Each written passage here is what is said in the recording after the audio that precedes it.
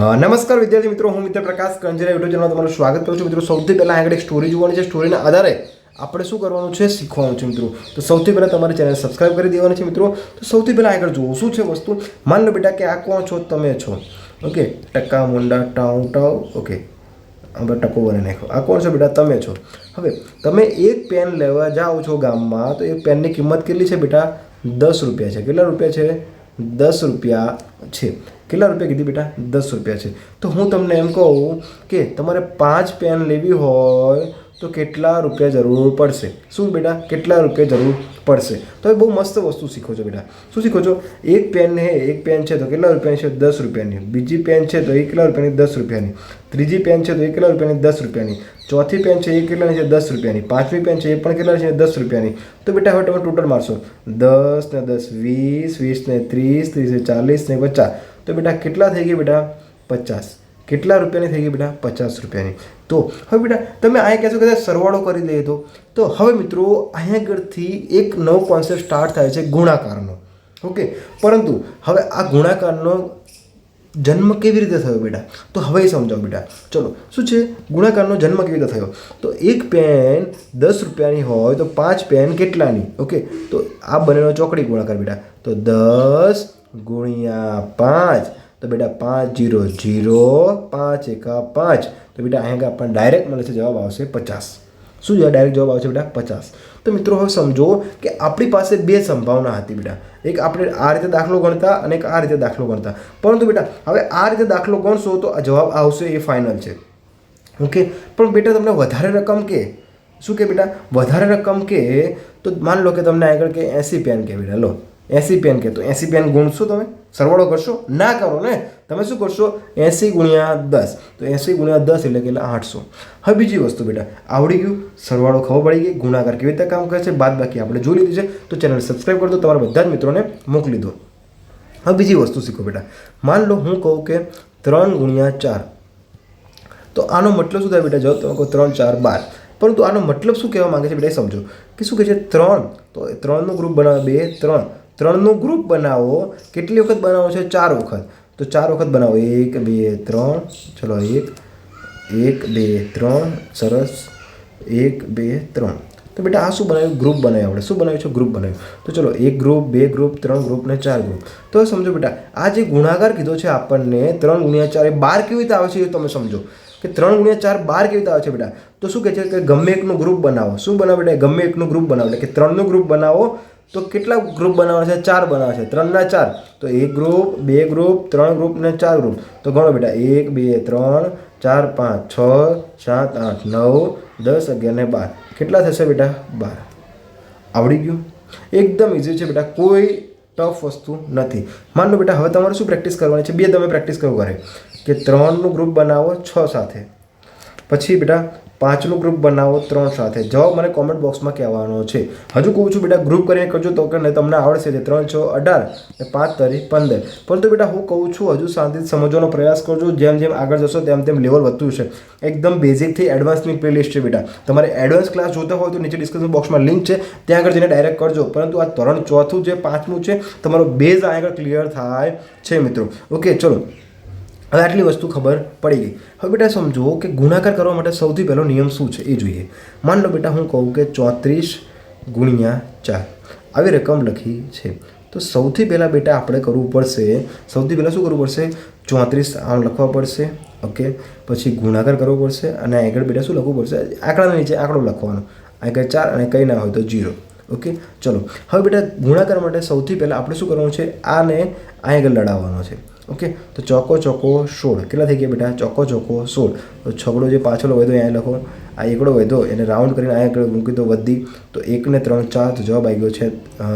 હવે ચલો બેટા સરવાળો કરી નાખ્યો. તો બેટા ચલો 1 આવી ગયો. ઓકે, તો 4 તરી કેટલા થાય બેટા? હવે કોનો વારો પતી ગયો? આનો વારો પતી ગયો. હવે કોનો બેટા? આની સાથે ગુણાશે. તો 4 તરી 12 અને જે રાઉન્ડની એક વધતી હતી એ તો 13 136. ખબર પડી ગઈ? ચલો હવે બીજો પ્રેક્ટિસ કરો બેટા ગુણાકારનો. માન લો બેટા કહું કે 35 ગુણ્યા 5. તો સૌથી પહેલાં શું લખવાનું બેટા? અહીંયા 35 કરવાના છે ગુણ્યા આગળ 5 કરવાના છે. ઓકે, ચલો તો પાયો 25નો પાંચડો આમ લખો. અહીંયા આગળ પાંચડો લખો. વધી થઈ 2 વધી અહીંયા લખો. ઓકે, ચલો 5 તરી 15 15 ને 2 17 એટલે કે 175. ઓકે, 5 તરી 15, 15 ને 2 17, 175. સરસ. હજુ આપણે પ્રેક્ટિસ કરીએ બેટા. ચલો અહીં આગળ પ્રેક્ટિસ કરીએ. 37 ગુણ્યા 4. તો સૌથી પહેલાં શું કરશું? 4 7 28 આઠડો 28 છે બેટા, એમાં આઠડો આ લખવાનો નીચે. ઓકે, 2ની રાઉન્ડ વધી એટલે 2 વધી અહીંયા કરવાની. ઓકે, 4 તરી 12, 12 ને 13 ને 14 કેટલા આવ્યા બેટા? 148. કેટલા આવ્યા? 48. 3 4 તરી 12, 12 ને 2 ઓકે 14. સરસ. ચલો બેટા હવે કરો, તો પ્રેક્ટિસ જાતે કરો. 36 ગુણ્યા 3. બીજો દાખલો લખો 48 ગુણ્યા 4. ત્રીજો દાખલો લખો 96 ગુણ્યા 4.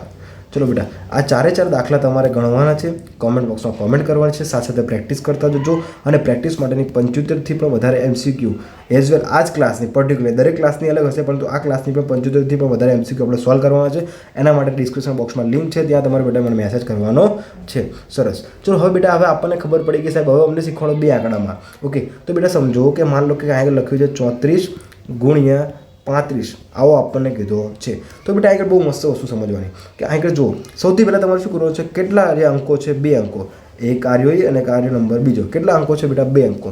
ઓકે, તો હંમેશા શું રાખવાનું બેટા? જેટલા અંકો હોય એના કરતાં એક ઓછી શૂન્ય મૂકવાની, એટલે કે એક જ શૂન્ય મૂકવાની. કેટલા અંકો છે બેટા? 2 અંકો છે. 2 અંક કરતાં એક ઓછી એટલે કે 1. તો 2માંથી 1 જાય તો જવાબ બેટા 1. તો 1 જે વધે એને શૂન્ય મૂકવાનો. ઓકે, માની લો બેટા આ જ રકમને કીધું હોય કે 365 માઇનસ 396, સોરી ગુણ્યા 396 આમ કીધું હોત બેટા, તો અહીંયા આંકડા કેટલા થઈ ગયા? 1 2 ને 3. તો 3 આંકડા છે, તો 3 આંકડા કરતાં એક શૂન્ય ઓછી મૂકવાની. તો એક શૂન્ય ઓછી મૂકવાની એટલે કેટલી શૂન્ય મૂકવી પડશે? 2 શૂન્ય. કેટલી શૂન્ય મૂકવી પડશે? 2. અને પછી દાખલાની શરૂઆત થશે. શું થશે બેટા? પછી દાખલાની શરૂઆત થશે. હજુ આપણે પ્રેક્ટિસ કરશું એટલે બેટા આવડી જશે. ઓકે, ચલો આટલી ખબર પડી ગઈ છે. ઓકે, સરસ. હવે અહીં જુઓ બેટા, શું છે? 3 4 12નો બગડો વધી પડી 1. 3 તરી 9 ને 1 10, તો 1020. ઓકે, ચલો હવે કોનો વારો આવે બેટા? 5નો. તો 5 4 20ની શૂન વધી પડી 2. 5 તરી 15, 15 ને 2 17. આમ આવી ગયું બેટા. ઓકે, તો 0 9 1 1 1190. તો બેટા હવે જોઈએ આપણે આગળ. હું તમને કહું કે આગળ 65 ગુણ્યા 34 કરો. તો સૌથી પહેલાં આગળ આપણે શું જોવાનું? આંકડા જોવાના. કેટલા છે આંકડા? 2. તો એક ઓછી શૂન્ય એટલે કે એક જ શૂન્ય આવશે. ઓકે, માન લો બેટા કે 300 ને આગળ 85 કર્યા હોત, 385 હોત તો કેટલી શૂન્ય મૂકવી પડે? 2. કેમ કે 3 આંકડા છે તો એક ઓછી મૂકવાની, એટલે બેટા 2 શૂન્ય. ઓકે, તો આપણે ગણીએ બેટા. શું છે? ગણો. તો ચલો હવે આગળ એક શૂન્ય મૂકવું છે. ઓકે, 3 5 15નો 5 વધી પડી 1. 3 તરી 3 6 18, 18 ને 1 19, તો લખો 19 બેટા. ચલો હવે કોનો વારો હોય? 4નો વારો હોય. તો 4 5 20ની શૂન્ય વધી પડી 2. ઓકે, 4 5 20ની શૂન્ય વધી પડી 2. 4 6 24, 25 ને 26 બેટા કેટલી હશે? 26. ચલો તો 0. હવે 6 ને 5 કેટલા હશે બેટા? 11નો એકડો વધી પડી 1. બેટા અહીંયા સરળ થાય. ઓકે, ચલો 6 ને 5 11 એકડો વધી પડી. તો 10 10 ને 2 12નો બગડો વધી પડી 1. તો કેટલો આવી? 2210. કેટલું જવાબ બેટા? 2210. હજુ કહું છું ધીરે ધીરે શીખજો, પ્રેક્ટિસ કરજો, પછી દાખલા આવડશે. ચલો બેટા, હવે તમને ખાલી માત્ર ને માત્ર 5 દાખલા પૂછું, પ્રેક્ટિસ કરો. નાના નાના દાખલા છે. માન લો બેટા લખો કે 34 ગુણ્યા 32. પહેલો દાખલો લખો 64 ગુણ્યા 34. એકદમ એઝી દાખલા છે બેટા.